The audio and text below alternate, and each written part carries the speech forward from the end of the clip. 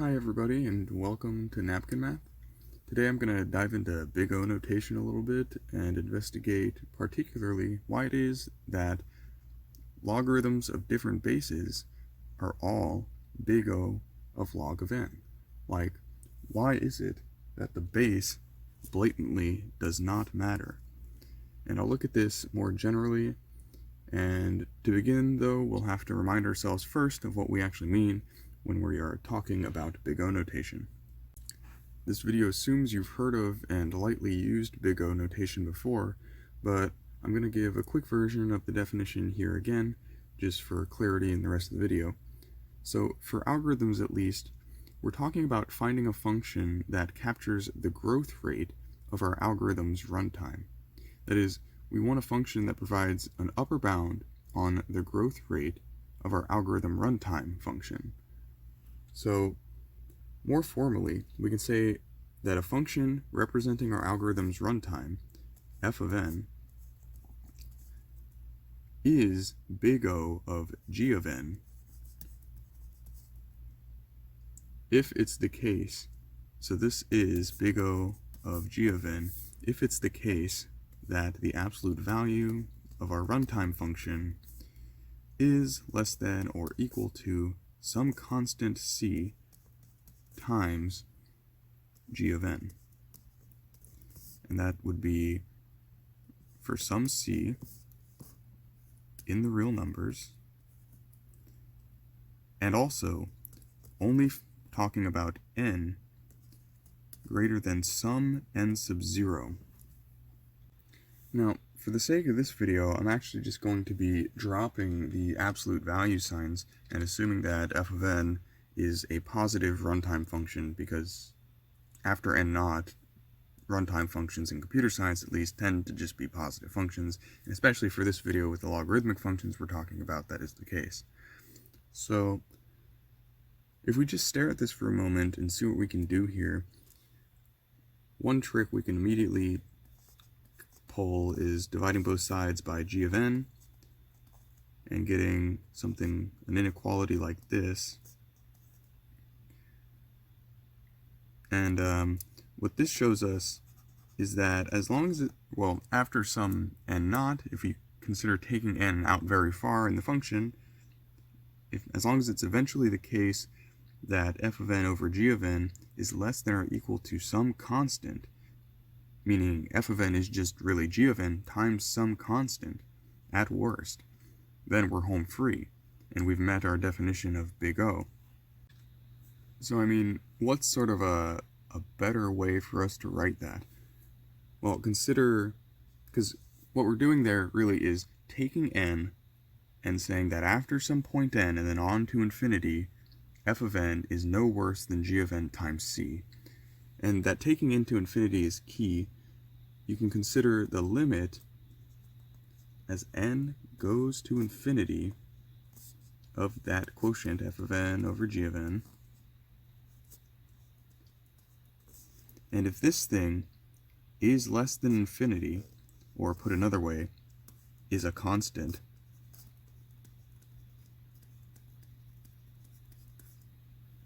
then we're home free. Because this means that after some point in these functions, for after some n, because we went all the way off to infinity, it's the case that f of n is no worse than just g of n times some multiplier, as we found out up here. So if you take that and you wrap it in sort of a limit, and the limit of f of n over g of n turns out to be some constant result, aka it doesn't have any n's or anything left in it by the time you finish evaluating the limit, it's just a number, then it must be the case that f of n will never be any worse than g of n times some constant, and we've met our definition of big O. Alright, awesome. So let's revisit our logarithms now, shall we? So armed with this knowledge, this definition of big O, if you will, what we're talking about with f of n is, something like log base 2 of n, and maybe log base 3 of n, different functions, and we want to find out if they're kind of big O of each other. And a more general way to approach that then is to say, like, is log base A of n the same big O as log base B of n for, any, like, A and B, we'll just say in the integers. Because if that's the case, then we've, solved it generally for literally all logarithms that you're comparing. They would all be in the same class. So then we could just write them all as log of n, because the base is meaningless. You could pick any base and they'd all be of the same big O class. So let's play the game then. We want to show that any two logarithms of different bases, at least off to infinity, will differ by at most a constant factor. So let's play. Limit as n goes to infinity of log base A of n over log base B of n is, first of all, we know we can just apply L'Hopital's rule here, which is deriving the top and the bottom independently, because if you were to plug in infinity for the top and for the bottom, you'd get infinity over infinity. So that means we can apply the rule, and this should be equal to the limit as n goes to infinity of the derivative of log base A of n over the derivative of log base B of n. So what are those? So the derivative of log base A of n is 1 over n times the natural logarithm ln of the base A. And similarly, the derivative of the bottom, we play the game, same deal, n ln of b. And of course, we all know how fractions work. So this is limit as n goes to infinity, and this will be n ln of b on the top, and n ln a on the bottom.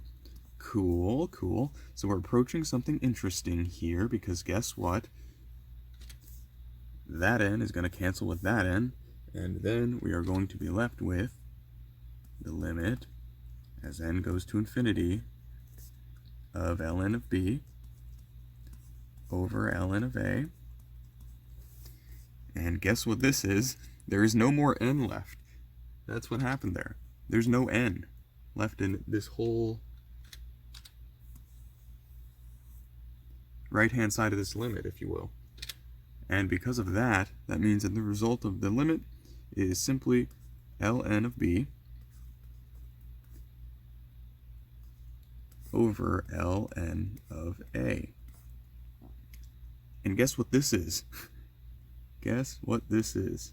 This is just some real number, because b and a are just our fixed bases. So ln of b over ln of a is just a number. And so there we have it. With this result, we can say with some confidence that for any logarithmic functions of any base, they will all be asymptotically equivalent and all be big O log of n. Because the base is irrelevant, and logarithms of different bases are guaranteed at infinity, so after some point, to differ by at most this amount, or that constant factor. Which means, actually, that we can prove this, again, more quickly and using this result by just saying that for any log base A of n, it will be less than or equal to log base B of n times some constant, and a sufficient constant will in fact be ln of b over ln of a. Now, the meticulous among you may have been thinking this whole time, like, whoa, whoa, whoa, whoa, you should have just started by assuming that it's the case that logarithms of different bases are literally directly proportional to each other along their entire domains. And I get that, because you probably learned that before if you paid attention to the change of base formula. But I didn't start with that for a reason. That reason being that that solution path is much less general. It can definitely be the case that functions being compared do not exactly differ by a constant factor, but are still limited by a constant factor far down their domain. And if you really want examples of such functions, you can take, for instance, 2 square root of n and square root of n minus 1, because these functions certainly are not directly proportional to each other along their entire domain, yet their limit off to infinity will in fact show that they are limited by a constant factor at infinity.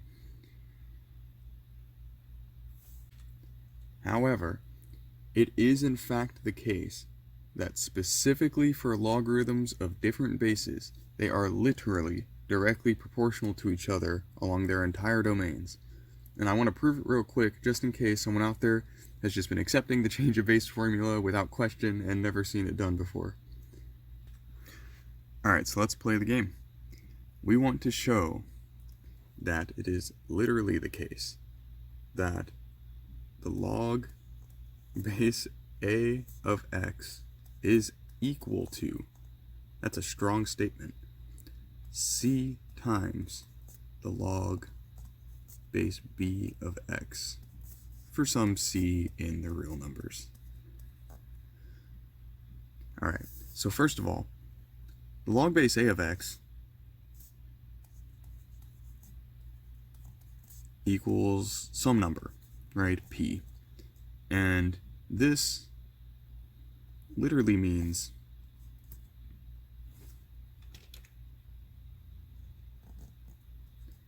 that a to the p equals x. And then similarly, we can take the log base b of x equals q, and this also literally means that b to the q is x. So the log base a of x is equal to p, but x can be written then as b to the q, like so. And then we know by properties of logarithms that we can bring q out front. So this means that q log base a of b is equal to p. And again, from our definitions up here, we know what p and q both are. We know that q is just this, and we know that p is just defined by this statement of equality. And as a result of that, we can go ahead and replace them both to say that the log base b of x, which is q, times our log base a of b